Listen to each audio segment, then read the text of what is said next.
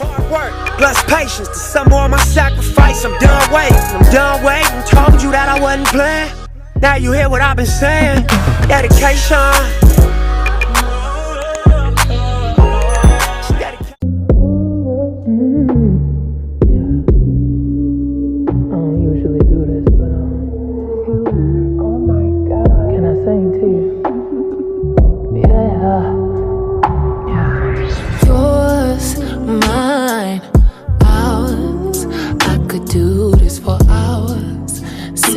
Talk to you for hours. I wanna give you your flowers and some champagne showers, all the shrimp and lobster towers. But it's me that gets devoured. Ooh, when you do what you do, I'm empowered. You give me a superpower. Together the world could be.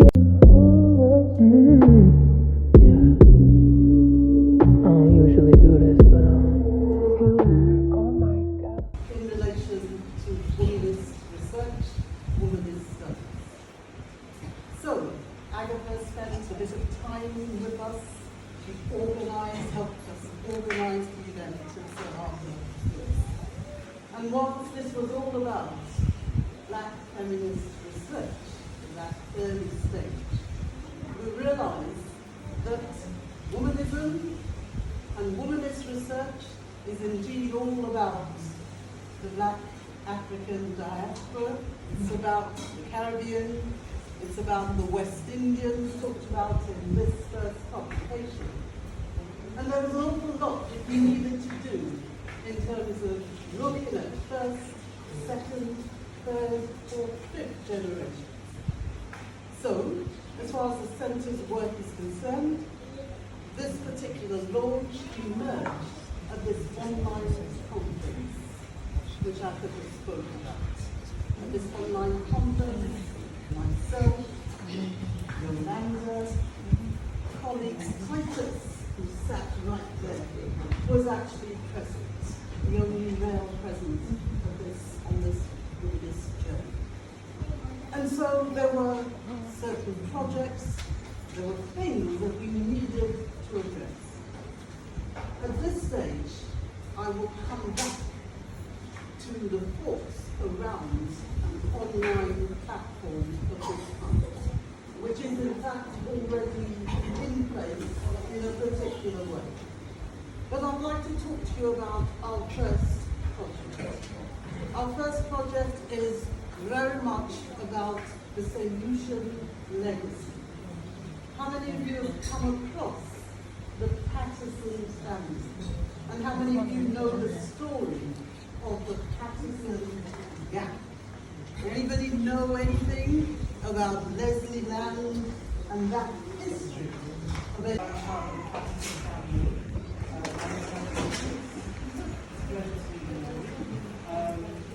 When John, invited us to the centre, I thought this would be something really good for young people. Because I do find that sometimes, legacy, history, there's no information about yourself, sometimes get lost. And other things like social media, other distractions and things like that. So when she asked me to give a bit of information about my granddad, I also thought that I had to do a bit of research myself. But I'm going to let my younger cousins explain a little bit more about my granddad, who he was, when he left St. Lucia, what he brought to St. Lucia, through his travels.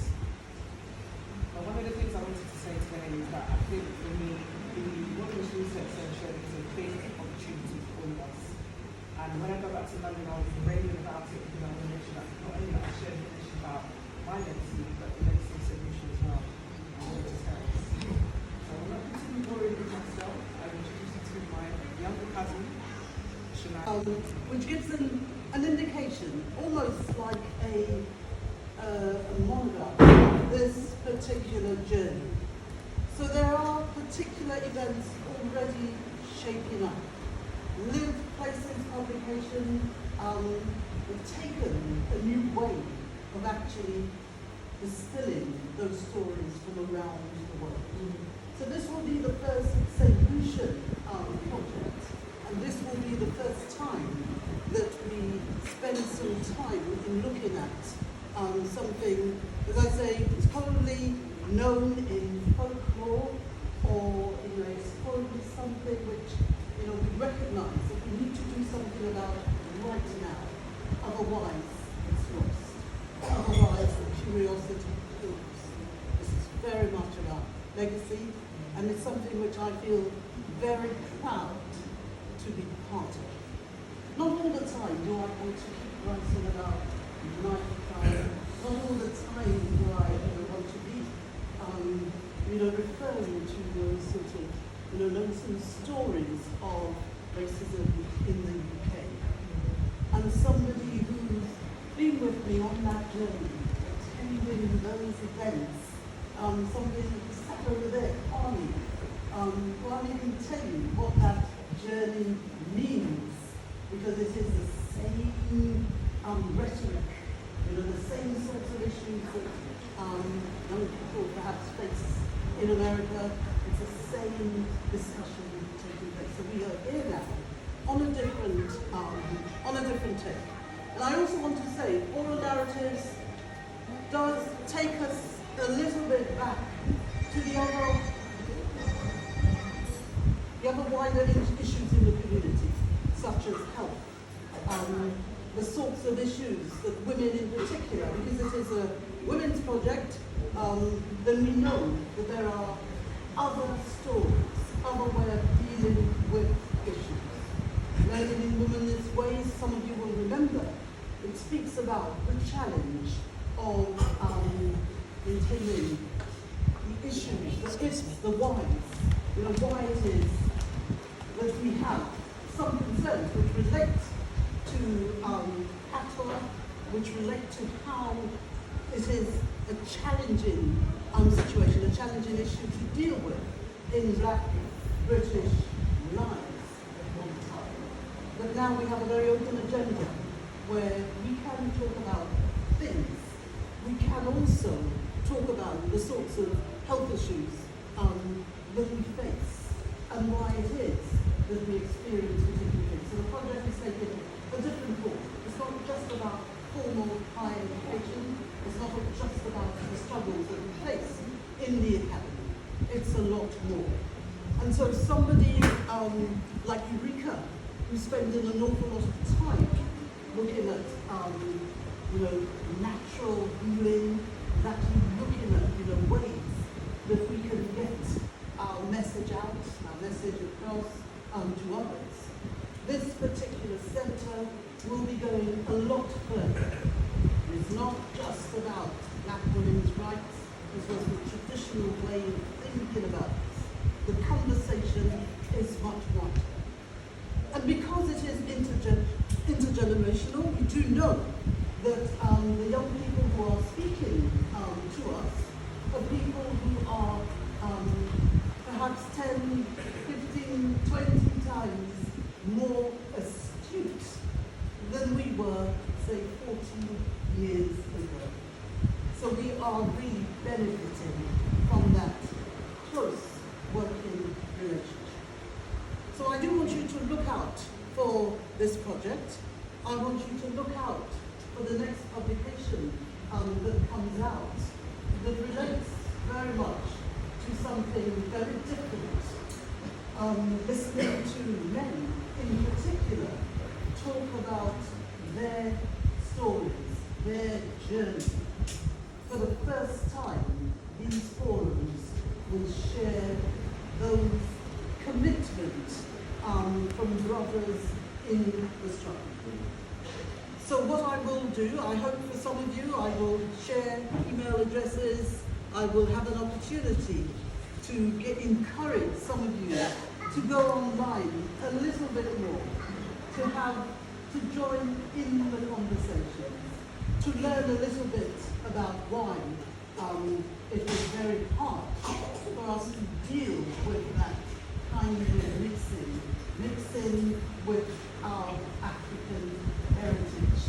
And we also know that as far as education is concerned, education was that number one priority for us. There was an awful lot of learning in that journey. And finally, what I want to say is that At one time, in my role as chair of the education committee in the London Borough of Brent, what I found was that the older women, the older mothers, the African mothers, the families, at one time, we felt that it was us Caribbeans sort of making headway. But what we learned a lot from that doubling up and from listening to sisters and brothers from other parts of the world, which enriched our lives, which made things so much better for us in the struggle to liberate ourselves in that system of education. So some of you will hopefully share with us your email address. We will also begin to send that link.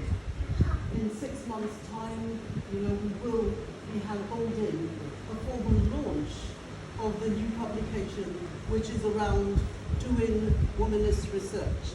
And it is very much about how we delve into these stories, how we go about conducting research in this new time. It's a very different time for us to be engaging with others, to share why it is that so much of